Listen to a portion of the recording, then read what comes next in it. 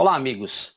Eu sou Maurício de Oliveira, supervisor de maratonas aquáticas, e trago a vocês mais uma iniciativa da Federação Aquática Paulista para esse momento tão diferente que estamos vivendo. Vamos hoje fazer um quiz de perguntas e respostas, trazendo para você que é fã dos esportes aquáticos, uma entrevista com um dos maiores técnicos de maratonas aquáticas da atualidade. Ele trabalha junto ao COB e está à frente da preparação de atletas Ana Marcela, Alan do Carmo, para as Olimpíadas de Tóquio. Estamos falando do professor Fernando Possente. Como vai, Fernando? Tudo bem? Tudo bem, Maurício? Bom dia. Bom dia a todos. Prazer estar participando. Hoje radicado aqui no Rio de Janeiro, mas paulista de nascimento e crescimento. Fiz muita coisa, muita parte importante da minha história em São Paulo e é um prazer estar com a FAP nessa iniciativa. Legal, Fernando. Dando início ao nosso quiz, a gente quer saber, como você iniciou a carreira de treinador de maratonas? Olha, isso tem bastante tempo já. Eu digo que ela tem dois momentos. Uma foi a parte do incentivo, né, de buscar as maratonas, além só de trabalhar com piscina. Eu sempre trabalhei com atletas de natação de piscina. Esse incentivo partiu de alguns pais, de uma equipe que eu tive lá em Cotia, no começo da minha carreira, e cujos filhos tinham bons resultados em provas de fundo e que começaram a levar os seus filhos a participar de umas provas que eles próprios participavam como Masters e me incentivar a conhecer o esporte, né? A visitar, a assistir uma competição, enfim, esse acho que foi o primeiro momento, foi a iniciativa de conhecer o esporte. E depois, mais à frente, já trabalhando no Clube Atlético Paulistano, onde quem coordenava a parte de natação era o professor Nilson, que sempre trabalhou com maratonas aquáticas, e aí já não era um incentivo, já era quase que uma obrigação estar dentro do mundo das maratonas aquáticas, e aí fui pegando gosto, enfim, isso já meados de 2003, né, pegando gosto pela modalidade, querendo aprender, conhecer mais, e hoje vivo 100% esse mundo da maratona. Bacana. Fernando, você possui algum técnico, atleta de referência? Olha, atletas tem vários, eu gosto do estilo de diversos atletas, né? Hoje, particularmente, gosto muito do estilo da Ana Marcela pela versatilidade que ela ganhou nesse processo, nesse trajeto, mas sempre fui muito fã do Thomas Lurs, a maneira como ele lidava com o final de prova, o alemão, o Thomas Lurs, como ele sabia se posicionar de uma maneira que ele garantisse a melhor posição possível para aquela situação em que ele estava. Treinadores, vários treinadores como referência, mas um deles, muito especial em vários momentos da minha carreira, hoje meu amigo, é o Fred Vergniaud, que é o treinador da Mireia Belmonte, né, o treinador da Espanha, pela maneira como ele trabalha, a seriedade no trato e, enfim, pelo estilo de trabalho dele. Bacana. A maratona aquática é um esporte que mais popularizou nos últimos anos. Qual a sua perspectiva sobre essa questão, Fernando? Eu acho que é um esporte que se popularizou muito e ainda tem espaço de crescimento, assim, muito grande. Em todos os, eu vejo isso em todos os âmbitos, né? Eu acho que as crianças mais jovens podem ser, sim, estimuladas a participar das duas modalidades, não é um impedidor, algo que seja impeditório para elas. Eles podem se dar bem na piscina e nas maratonas aquáticas, quando a gente pensa na base. No Master, então, nem se fala, é um desafio pessoal, é uma oportunidade de convivência, enfim, tem tudo para continuar e seguir crescendo em número de participantes, em número de eventos. E na parte profissional também, né? Quando eu digo profissional do alto rendimento, eu acho que a maratona atrai muito os olhos, né, das pessoas, ela não é tão cansativa assim, uma prova pode ser uma prova mais curta de maratona, e é uma prova decidida no Photoshop, que tem emoção no final, que tem, né, uma disputa muito interessante de se ver. Depois de 2 horas, o Photoshop decidiu uma prova. E acredito que num futuro bem próximo seja a modalidade que possa ter um acréscimo de provas olímpicas, né? O revezamento misto, que já entrou na piscina, eu acredito que o revezamento misto que nós já temos hoje na maratona aquática deva ser a próxima prova olímpica a entrar no calendário, por conta de atender a diversas, enfim, critérios que o Comitê Olímpico Internacional busca em provas a serem acrescidas. Ok. Fernando, como era antes E como a quarentena mudou a sua rotina diária? Olha, a rotina diária anteriormente era muito treinamento de piscina, treinamento físico, controle dos atletas ali, fisioterapia, enfim, uma rotina de um treinador de qualquer equipe, pequena, média, grande porte. A quarentena mudou de maneira abrupta, né? Não houve uma progressão como a gente gosta dentro de metodologias de, olha, agora você vai trabalhar um pouco menos, agora você vai trabalhar um pouco menos até zerar. Não, a gente ficou isolado, né? Então é um corte muito abrupto na rotina. Você passa a não ter compromissos que não sejam na frente do computador, que para a gente é muito frustrante, eu diria, mas que faz parte desse momento e que, se Deus quiser, vai passar logo em breve. Beleza. Fernando, com a mudança do período das Olimpíadas, qual a perspectiva para um novo calendário de competições e como fica o seu planejamento de treinamento? Olha, primeiramente, o adiamento inevitável, né? Não tinha como se ter uma Olimpíada nesse ano, então um adiamento correto e inevitável. Eu sigo muito o que aparece aí, vamos dizer, numa hierarquia dentro de federações e confederações. A federação que rege nossa modalidade é a FINA. A FINA, para a maratona aquática, está prevendo uma prova este ano só no meio de outubro, né? Então, já acredito eu com uma certa, não folga, né? Mas um certo ajuste aí, sabendo que isso pode ou não ocorrer. A prova está confirmada até o momento, né? Não quer dizer que ela vá obrigatoriamente ocorrer. Mas eu acredito que isso, setembro, outubro, mais o final do ano, é que a gente vai ter um retorno realmente de algum tipo de competição, né? E para 2021 é seguir um pouco o planejamento que a gente tinha montado para 2020, temos semestrais, vamos dizer assim, e tentar, não sei se isso vai ser possível, tentar fazer com que os atletas participem do máximo de competições possível, justamente por eles terem perdido o que no futebol a gente chamaria de ritmo de jogo, né? Eles perderam um pouco o ritmo de jogo, então o máximo de competições possível que a gente puder participar, eu acho que vai ser válido para chegar bem nas Olimpíadas. Você provavelmente tem contato com outros técnicos brasileiros e até de outros países. Como eles têm lidado com essa situação da pandemia?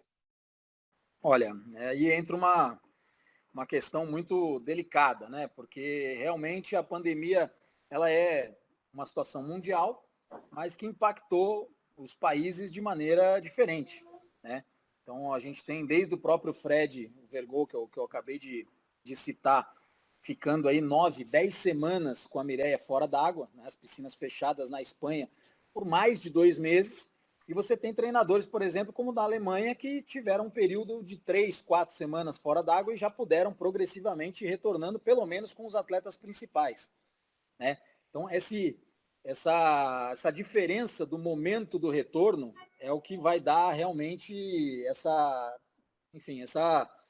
diferença em termos de performance lá na frente. Eu acredito que, como as coisas estão adiadas por um período suficiente para que a gente possa entender o que aconteceu, retomar aos poucos, acho que a gente vai chegar com uma certa paridade, uma certa equidade na hora de competir. Mas isso vai depender muito de quanto tempo se ficar fora d'água. Se tivesse uma prova hoje, em junho, né, é óbvio que os alemães iam estar num momento superior aos espanhóis, por exemplo, pelo tempo que ficaram fora d'água.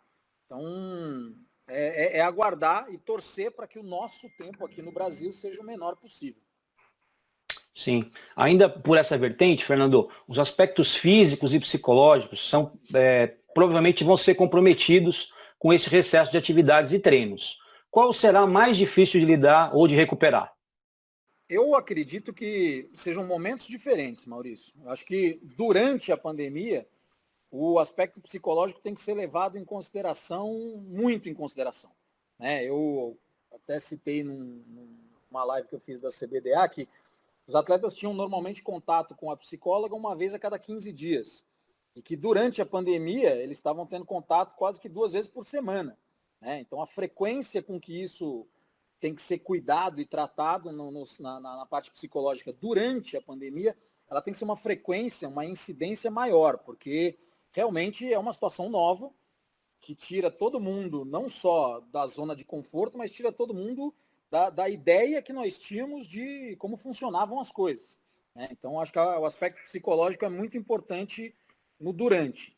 No pós-pandemia, ou no momento em que as coisas começarem a retornar ao o que muitos chamam da nova normalidade, aí o aspecto físico sobressai, porque aí você tem que ter muito cuidado com lesões. Né? A gente viu aí na Bundesliga, no futebol alemão, que retornou, em 6 jogos, 8 lesionados. Né? Então tem que tomar muito cuidado. Os atletas vão voltar com uma sede, né? Com uma vontade de treinar, com um ímpeto de treinar e recuperar o tempo perdido, e tem que ser controlado. Então acho que são 2 momentos diferentes. Agora, a parte psicológica tem que prevalecer e tem que ser muito estimulada, inclusive, né? Pelos treinadores para os atletas. O pós-pandemia, a gente tem que se preocupar com o físico e tomar muito cuidado, controlar, monitorar muito bem esse retorno. Ok. O maratonista é um atleta diferenciado do nadador de piscina. Como você qualifica ou quantifica essa comparação? Eu acho que todos aprendem a nadar, ou a grande maioria, na piscina. Né? Alguns países, eu dei um curso uma vez nas Filipinas, que tem metade do país aprendendo a nadar no mar, porque as Filipinas são um conglomerado de 7 mil ilhas. Então, tem muita gente que aprende a nadar no mar. Mas eu acho que a gente começa pela piscina. O que vai diferenciando os dois, e eu, como eu disse, na base, acredito que seja importante praticar os 2 esportes ao mesmo tempo, inclusive, o que vai diferenciando são as coisas específicas da maratona. Né? Lógico que muitas vezes um atleta de piscina busca a maratona por não ter tanto sucesso na piscina, mas não é esse atleta que vai ter sucesso obrigatoriamente na maratona. Né? Hoje a gente vê, principalmente no setor masculino, atletas de piscina, campeões mundiais dos 1.500, campeões mundiais dos 10 quilômetros, quer dizer, que tem sucesso nas duas. É uma questão de desenvolvimento da parte específica da maratona. Saber ter estratégia, saber se posicionar no pelotão, senso de direção, utilização do vácuo, entender como se aplicar uma estratégia diferente, dosar, saber o momento de sprintar, experiência vivida, vivência de prova. Então, esses detalhes que são um pouco diferentes, né, de maratona para piscina, se o atleta não tiver acesso a isso, a esse conhecimento, a essa vivência, ele não consegue ter sucesso na maratona. Mas, fora isso, hoje, por exemplo, no mundo, os atletas de alto rendimento de maratona aquática fazem quase que 95% ou 99% do seu treinamento na piscina. Ok. O nadador de maratonas depende muito de participar de competições para manter o ritmo, né, e o alto nível. Com a pandemia, não se sabe quais e quantos eventos acontecerão antes das Olimpíadas. Como você pretende trabalhar para amenizar o efeito da falta de competições? Foi um tema até que eu toquei, não lembrei que tinha essa pergunta mais adiante, ou enfim, não pensei nisso, mas buscar, obviamente, o maior número de competições possível. Caso contrário, simular. Né? Começar realmente a criar simulados de provas entre nós mesmos. Uma vez que tiver autorizado, por exemplo, eu sei que tem alguns estados no país, né, acho que o Espírito Santo, outros estados, que o acesso ao mar ainda é permitido. As piscinas não, mas ao mar ainda existe.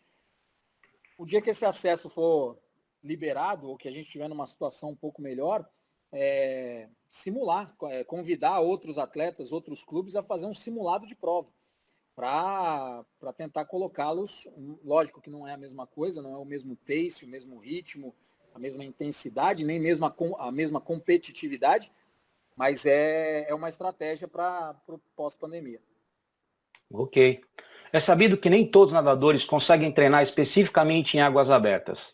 Como você acredita que deva ser feita uma preparação em piscina visando as provas de águas abertas? Você tem alguma referência de percentual durante a temporada ou próximo ao evento principal? Isso vai muito da experiência do atleta. Né? Atletas hoje que já atingiram um alto nível é porque já tiveram experiência e vivência suficiente de diversos tipos de prova. O que eu chamo experiência e vivência? Quer dizer, já competiram em lago, em mar, em rio, em represa, já competiram no circuito mundial, já competiram em N tipos de competição. Esse tipo de atleta, ele treina 99%, por exemplo, eu, nesses anos todos que trabalhei com a Ana, eu não levo ela para treinar fora da piscina.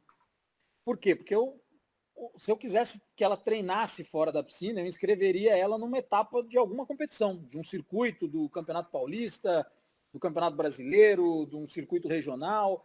Né? Sair da piscina é para ir competir.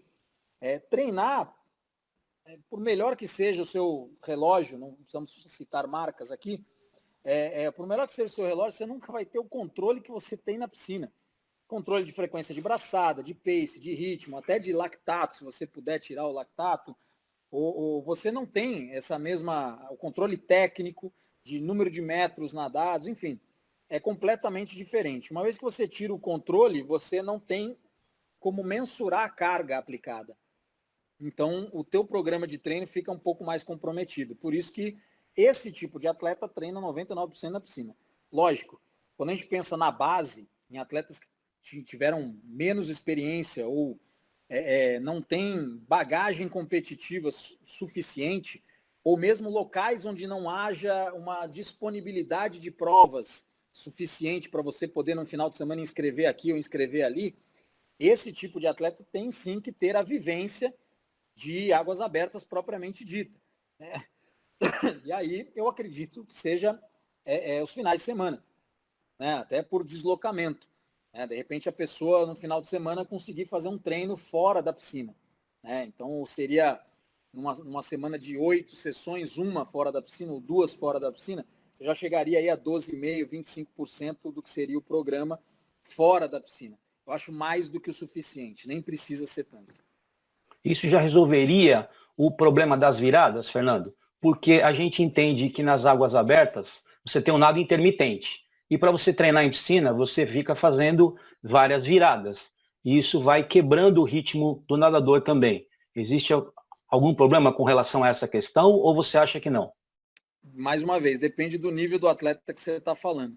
Né? Porque, queira ou não, com ou sem viradas, o que você precisa ter é parâmetro.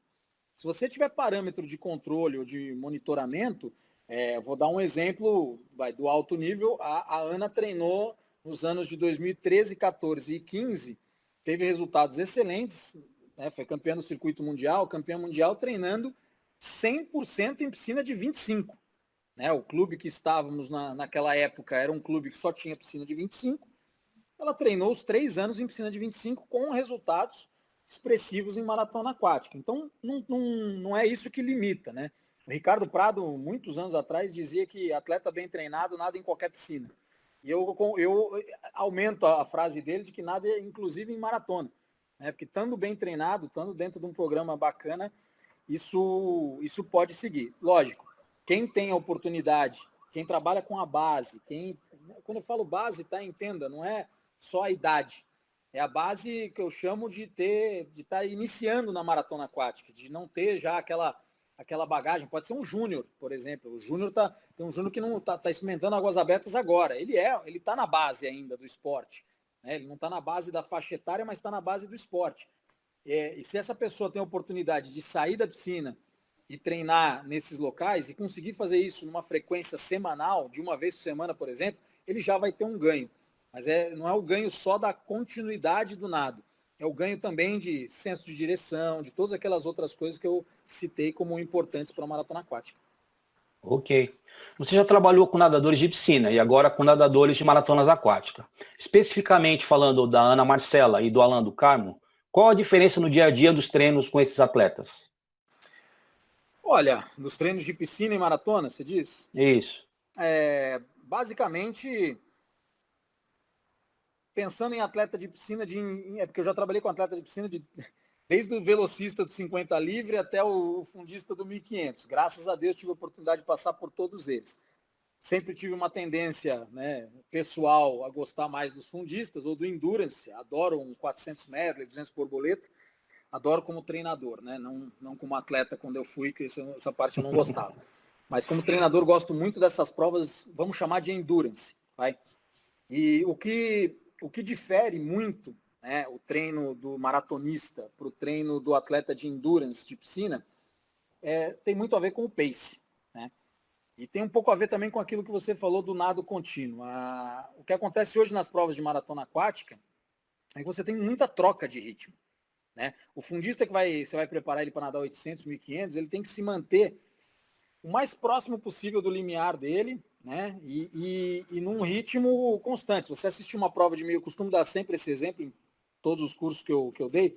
Se você assistir uma prova de 1.500, provavelmente o atleta mergulha, o primeiro 100 ele vai fazer ali 56, vai nadar 13 de 100 para 59 e vai fechar o último 100 para 57 ou 58. Isso é uma prova clássica de 1.500, vai variar os centésimos, mas ele vai nadar 13 parciais para 59, 59, 59.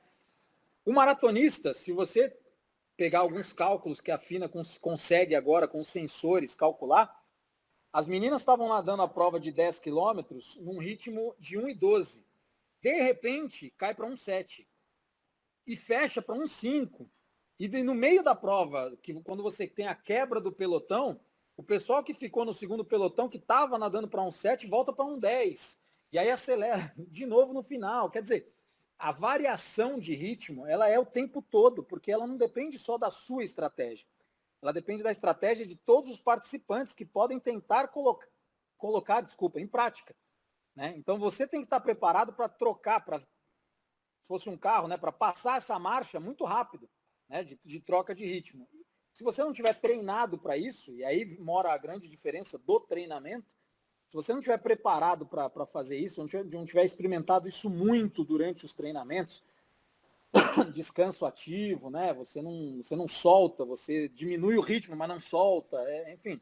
São essas variações de ritmo que diferem os dois esportes na hora do treino.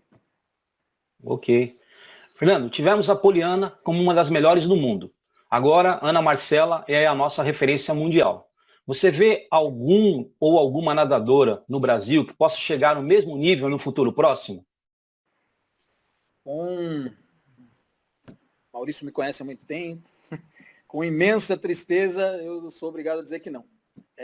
No momento, no nível que elas atingiram, não. E é uma pena, porque é uma lacuna, é um gap, né? É um espaço que o Brasil não está sabendo aproveitar, né? De ter uma pessoa com o know-how que tem a Poliana, o Sintra, e com o know-how que tem uma Ana Marcela, ou eu, que, enfim, pessoas que se dedicam exclusivamente ao esporte, e a gente não conseguir formar novas gerações, né? Por N razões, mas o fato é esse. O Brasil teve o Guga no tênis, né? E nem por isso formamos uma geração de tenistas, né? E o Guga foi o melhor do mundo, campeão de Roland Garros e tudo. Então, esse tipo de trabalho ainda falta, infelizmente, no Brasil. E é por isso que, no momento, tudo bem que se você pediu um nível muito alto, né? Você exigiu uma medalhista olímpica, outra é 6 vezes melhor do mundo. Quer dizer, nesse nível, infelizmente, não enxergo. Tomara que no futuro próximo a gente consiga produzir, não só esperar atletas, né, acontecer, mas produzir atletas desse nível de maratona aquática. Perfeito. Fernando, para finalizar, deixa um recado para os técnicos, pais e atletas que nos acompanham. Olha, para os treinadores, busca constante, né? A gente nunca pode achar que sabe tudo. Aquilo que a gente faz e dá certo, ele deu certo naquele momento. Não é obrigatoriamente o que vai dar certo depois. Se você não se reinventar, ainda mais no momento de pandemia como a gente está, se você não se reinventar e achar que só porque deu certo uma vez vai dar certo sempre, você está provavelmente parado no tempo, né? E isso tem um custo que depois vem a conta. Então, para os treinadores, busca constante, né, de aperfeiçoamento, de estudo, de conhecimento em geral. Para os pais, se eles puderem realmente incentivar os seus filhos, mas incentivar de verdade a prática esportiva, a gente já é mais do que meio caminho andado. Hoje em dia, as crianças, e é a grande preocupação, acho que de todos nós, elas têm N opções de divertimento, N opções de distração, que não são propriamente opções tão bacanas, saudáveis e que ensinam tanto para a vida como o esporte. Então, naquele momento, não adianta você esperar que a criança decida, eu quero fazer isso. Às vezes ela precisa de um empurrãozinho, de um incentivo do pai. Então, para os pais, incentivem seus filhos à prática esportiva, do esporte que seja. né? Se for do nosso, agradecemos, melhor ainda. E para os atletas, é aquilo. Tenha bem claro na sua cabeça qual é o seu sonho. Não deixe que ele seja construído por outros, mas tenha ele com uma clareza muito grande. Porque aí fica fácil qualquer coisa que você tiver que passar por, né? Ou como seja uma pandemia, um treino duro, uma situação adversa, você vai ter um propósito, você vai ter um porquê. Então tenha seu sonho bem claro para passar por momentos difíceis e atingir aquilo que você está buscando. Fernando, muitíssimo obrigado por esse bate-papo tão informal, tão construtivo, né? A Federação Aquática Paulista agradece imensamente aí a sua participação, né? Nesse quiz, reitera o seu papel junto à comunidade aquática, buscando o crescimento da modalidade, na torcida pelo sucesso das entidades, técnicos e atletas brasileiros. A gente fica por aqui e agradece imensamente aí esse bate-papo tão descontraído contigo. Valeu! Valeu, eu que agradeço. Espero que seja proveitoso para todo mundo. E até uma próxima, se Deus quiser. É isso aí, pessoal. Até a próxima. Valeu!